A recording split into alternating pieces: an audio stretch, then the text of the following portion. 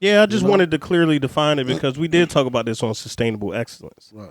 where I said that we've been bamboozled, we've been fooled to think that success is overnight, success is easy, and it's by the snap of a finger, Exactly. and it's not hard work.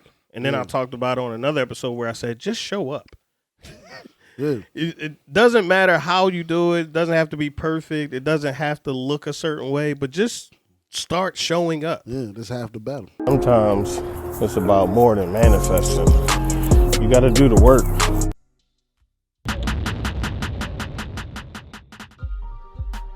Yeah.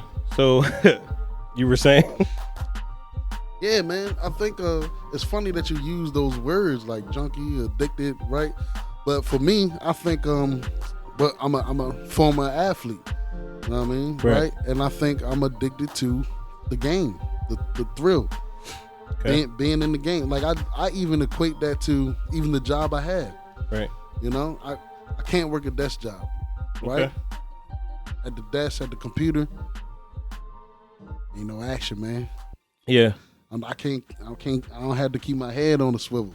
I never bang into that, you know? Like it is some sort of, I don't know addiction? what it is. It is some sort of addiction, right? Right. Because I like the restaurant industry when we get into that rush. It's like, it's game time now. Right. Hey, I need you here. I need this done. I need that. Right? But it's psychological though. It is. It's all psychological. But it's also... Because when you say I can't... It's also we don't feel like ourselves if we're not in that. We feel like somebody else. But that tells me that screams to me comfort. Comfort. Right. So that's why I Getting say out it's of your comfort psychological. zone. Yeah. Right. No, I agree with everything you're saying. Right. Because sometimes we do have to break out of our comfort zone, and unfortunately for me being at this age, I always, instead of me changing, I found something that equates back to my comfort zone. Right, it works for you. And even if I break away from it for a little bit, I always go back. Right. That's what I was just saying. Like, yeah. I was like, dog, I need to sit at the bar, drink a beer. Right. You need a night out. Yeah. Every once in a while, like, because I've been driving. I've been in the house.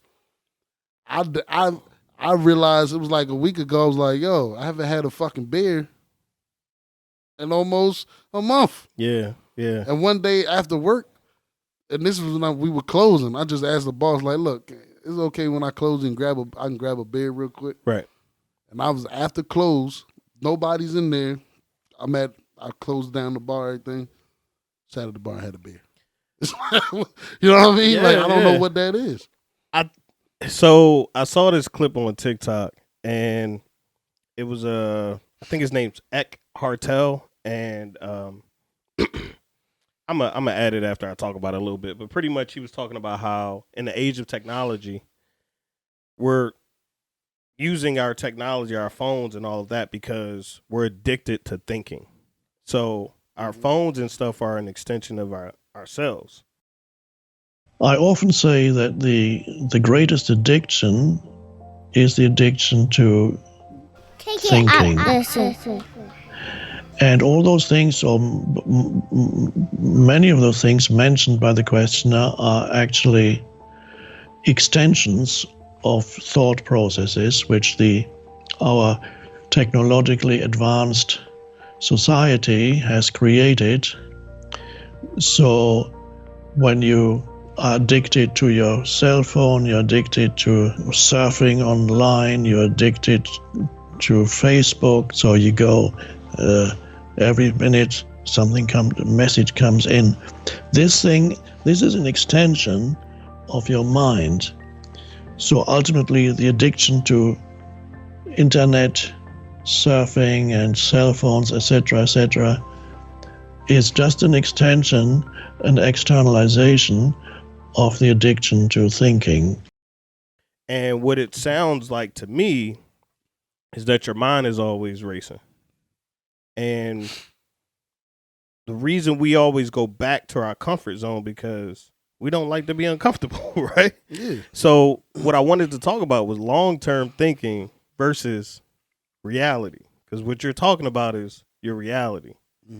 And your reality sometimes blocks your long-term thinking, because you're thinking about right now instead of how a couple of beers, or you keep circling back and going in a circle. Not saying that's what's going on, but you doing the same things are constantly taking you further and further away from your goal. Yeah. So with that, I want to say thank you, listeners, and welcome to the Keep It Uplifting podcast, where we discuss lifestyle, fitness, and motivation. I'm your host, Uplifting, and I have back with me from a long vacay, a couple of beers. He had some time off. He kicked his feet up. The man behind the camera. Talk to the folks, man. Hey, man, great to be back. Great to be back, man. No beer today. But So, there's this thing, and I'm gonna put it up on the screen here. It's the 1% better rule, right? Mm-hmm. And I was watching a podcast, The Diary of a CEO, by Stephen Bartlett, and he was with a performance psychologist. Yeah. And he was talking about how people like Tiger Woods, he's worked with Tiger Woods. Let me get his name. Can't figure out his name. His name is Jamil Qureshi. And he was talking about how you get like the people he helps, he only helps them to get 1% better. Like they work on one thing. And that's how they improve. Mm-hmm. So I was asking you, like, what is it? Like, why do you circle back, or what's the addiction? But I was asking you, what were you thinking? Yeah. Because something profound that he said, and I'm going to get back to the 1% rule, was it's not what you know, it's how you think about what you know.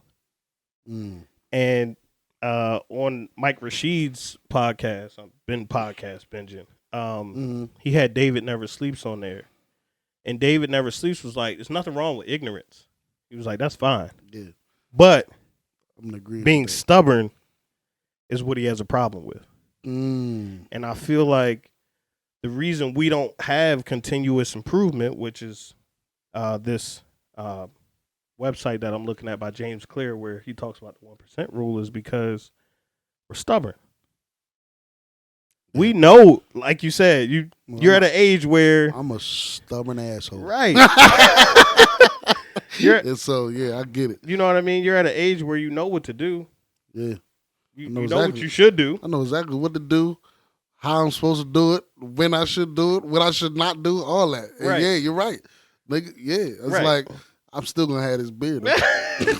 But you feel me? But I think that's like something we fall into, is that we don't look at the power, and I want you to check this graph out that I have here, is the power of tiny gains. Yeah. And if you're watching it, the YouTube, I'm going to have this up on the screen as well. And what you can see is, like, at the beginning of your improvement or decline, you're running parallel to what you're trying to do, right? Yeah. And then either you hit this upward bell curve, right, or you just keep digging. Keep dipping a little bit lower. Right? Because so it's like, even with myself, I had to just take the candy out the house. I used to have the candy for us when we would pod downstairs, but like I found myself like, 2 Skittles here. That won't hurt nobody. What the hell is that? 2 Skittles. Hurt nobody. 3 Skittles here. They ain't all right, I ate 7 Skittles. Right. So what? Right. I'll make it up tomorrow. Right. Right? Yeah, you're right. That is the way. It's funny. That is the way we think, though. Right. It's always the next day. It's always the next day. And what I'm seeing is that the cycle won't end until we think about the days down the line.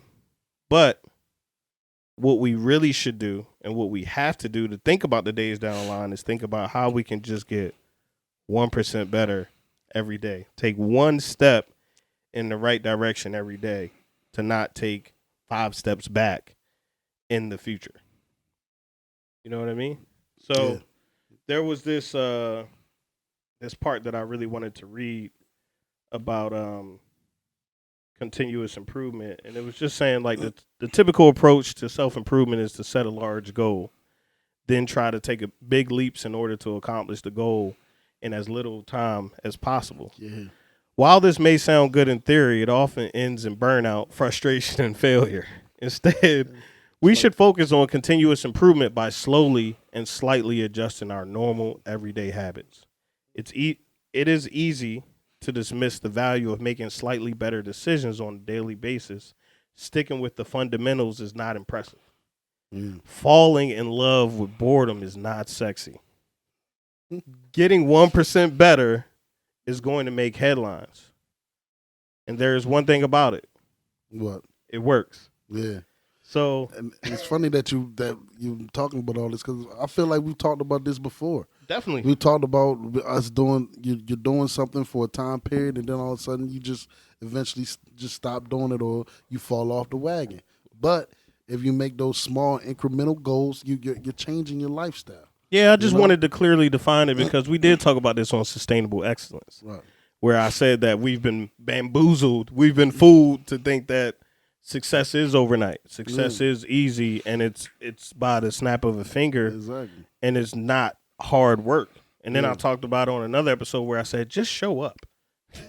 It doesn't matter how you do it. It doesn't have to be perfect. It doesn't have to look a certain way, but just start showing up. Yeah, that's half the battle. Right. Right.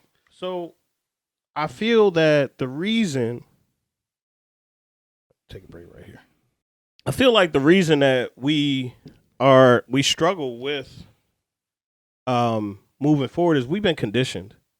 And that's what I wanted to start talking about a lot more on this podcast, is the psychological part. And I'm going to bring guests on who talk about the mental fortitude and the mental capacity that you really need to perform at a certain level. Yes. Really understanding yourself, because we were raised in public school, which was conditioned us to move into jobs. And everything we've done in our lives has had oversight. Somebody had to pay attention to what we were doing. Damn. Somebody got, who watching you? Boy, you want keep going. You on a roll. Right? Because that's absolutely correct. Right? So I feel like, especially in the black community, that keeps us, like, somebody had to tell us to do something to make a move. And that is even more of, I think, a psychological thing that's way, way down the line, that we've been conditioned to do that. But it puts us at a disadvantage because we don't know how to make the right decisions without somebody. And I'm not saying that it's wrong for you to have a trainer if you want to lose weight, or a coach if you want to get better at speaking, or a business mentor if you want to get better at sales or marketing. But they can only do so much. I think what you're getting at is not having someone to answer to, because like, I've been in management before, and they said number one thing about managing millennials is they want to be told what to do. They want the structure in place, because they don't want to have to think outside the box and create something for themselves. They want to know, what is this? What exactly do I have to do? And what exactly is the outcome? They want to know all that, because that eliminates the thinking, what we're talking about. Right. So you're exactly right. By having someone's always overseeing you. Exactly. You don't got to worry about anything. You don't got to worry about a damn thing. And then now, when we don't have an oversight, we fall off the wagon. Exactly. When we don't have them training wheels on, we fall. And that's the problem, is because we're always thinking of something that can mask us just really being able to collect our thoughts and move in the right direction, right? Because we're like, oh, well, what's on Instagram? Or, oh, what's on Facebook, this and this. Like, if you're not working or if you're not doing something, right? Like, you have to, and then it's like, okay, to calm my mind, I'll addict myself to something else. Basically. Instead of having control over your thoughts and your decision making to make the right decisions. Exactly. So that you can progress in the future instead of feel better in the reality of the day. Boy, you're kind of like summing up addiction right now. I don't know if this is a damn drug program, but I mean, because that is exactly what addicts do. I mean, we're not talking about it in that form right now, But that's exactly what they do is they get the hit right now. Right. We want to feel good right now. Right now. We don't care about our future. We don't care about our kids' future. We Right. don't care about tomorrow. It's like, I need to feel good right now. Yeah, man. You know? And a lot of us, we fall victim to that in our regular everyday life on our road to success. That's, Yeah, perfectly summed that up. Yeah. But we're all addicted to something. Like even the Right. people who get 1% better every day, it talks like why would Tiger Woods need a performance coach? Cause he's Tiger Woods. Why does Michael Jordan need a trainer? Why did Kobe need a trainer? LeBron's a trainer. Yeah. Like all of these people are addicted to getting better. Yes. And that's the habit I think that we don't, the discipline, the mental fortitude I'll talk about that we don't want to instill in ourselves because we're not thinking long term. Yeah. And it's not, we talked about in the law of Dharma that you want to stay away from thinking about the outcome, but you still want to know where you headed. Hey, man, I feel like you're teaching me a lot, and I got a question. No, for real, because it's like, I feel in my personal situation, I feel like I do think long term. Me and you, we had these conversations all the time. I know where our future is headed, where we're going. Now, what is your suggestion, or did you find it in your research on what do you do to combat that I guess that initial need for satisfaction right now to get to your future goal? What is that? Is that just something that has to be instilled in you, something you have to build in yourself? No, I think it's something you work on. Like I'm sure I probably sound the best I've ever sounded in this podcast, but I've been podcasting every day for 3 days now. Mm-hmm. But we've been podcasting for a year, 2 years, right? It's just something you slowly have to get. It's just something you like. That's why I picked the 1% better rule, because even if you go to a trainer, you may not see the results you're seeing, and you may want to get another trainer. Or this trainer is better, right? Yeah, like that's the question is how to get away from needing that immediate satisfaction, because I think that's something that troubles the whole country here. You understand? Yeah, that's the American way.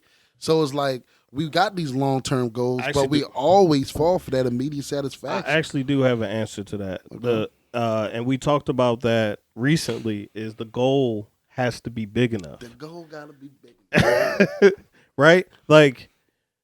Maybe having a company is not a big enough goal for you. Mm-hmm. So it's not enough for you to start making changes, right? But what are you having a company for? Like when I think of the vision of Keep It Uplifting and where we started is totally different today. I just want people to get their minds right. And that's what we're talking about. That's why I'm doing the research. I want people to be able to know that you can reach a certain place in your life if you just have the patience and continued ambition, grit, and discipline to keep fighting forward. Amen. That's the 1% rule, is just do something.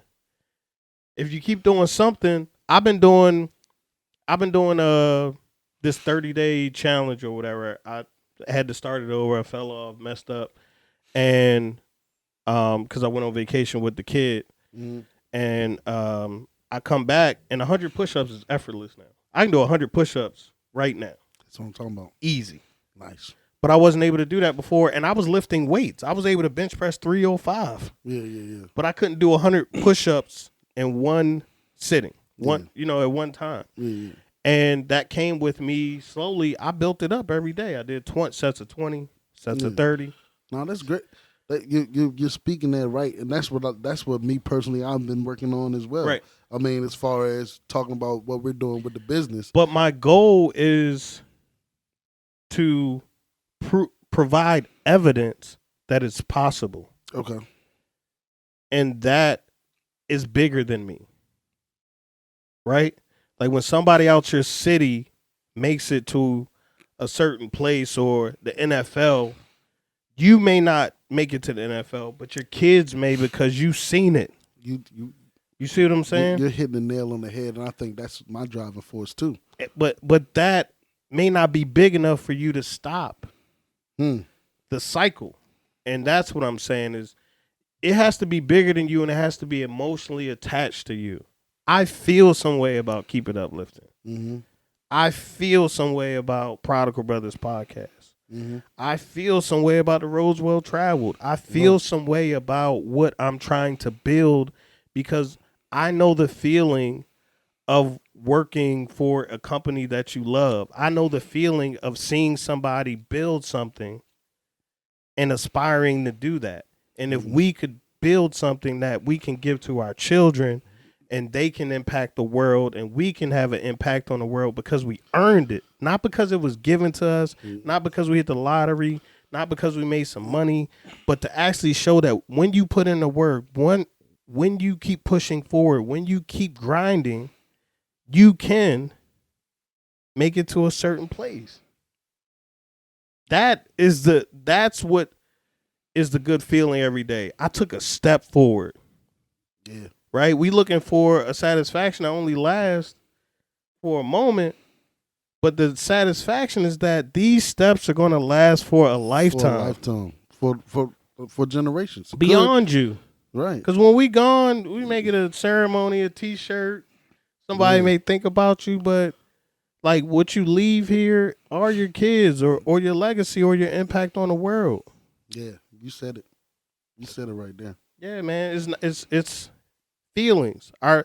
We think a certain way and we feel a certain way, but those two things don't always connect. Yeah. And like you said, like that satisfaction, yes, you're gonna get that hit, but like, how do people get addicted to the gym? They go every day. Going every day. And I can attest to that, bro. Like when I was I was engaged and I was like, how can I get in shape to have my shirt off on the beach? Right? And it was crazy because that wasn't even big enough for me. Yeah. The beach wedding that I'm paying all this money for wasn't big enough for me to get in shape. I had to train for a show. Yeah. And the show was important to me. I wanted to be on stage. I wanted to see the progression of myself. I wanted to see that change. Right.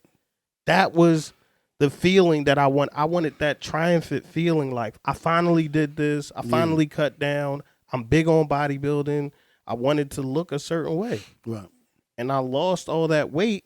And I was at the gym 6-7 days a week. Yeah. I went from not going to the gym to being at the gym every day. I was making a way for me to go at work.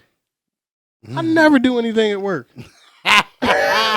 You know, when you work, you like, yo, all right, yo. Time to go home. It's time to go home now. I had a 3-hour commute and I was like, you know what, let me get this lift in because when I get home, I'm not gonna want to do it. Yeah. And that's what it is that like if people can find time to drink, we can find time to do drugs. We can find time to make love or find time for our girlfriends. Yeah.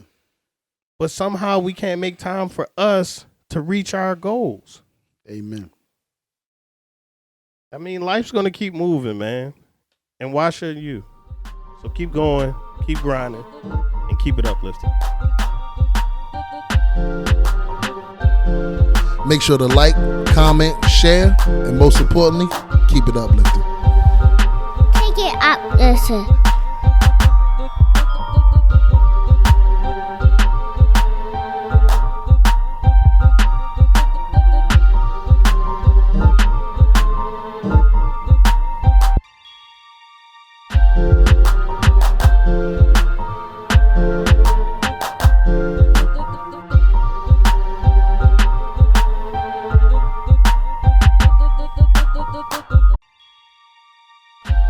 Make sure to like, comment, share, and most importantly, keep it uplifting.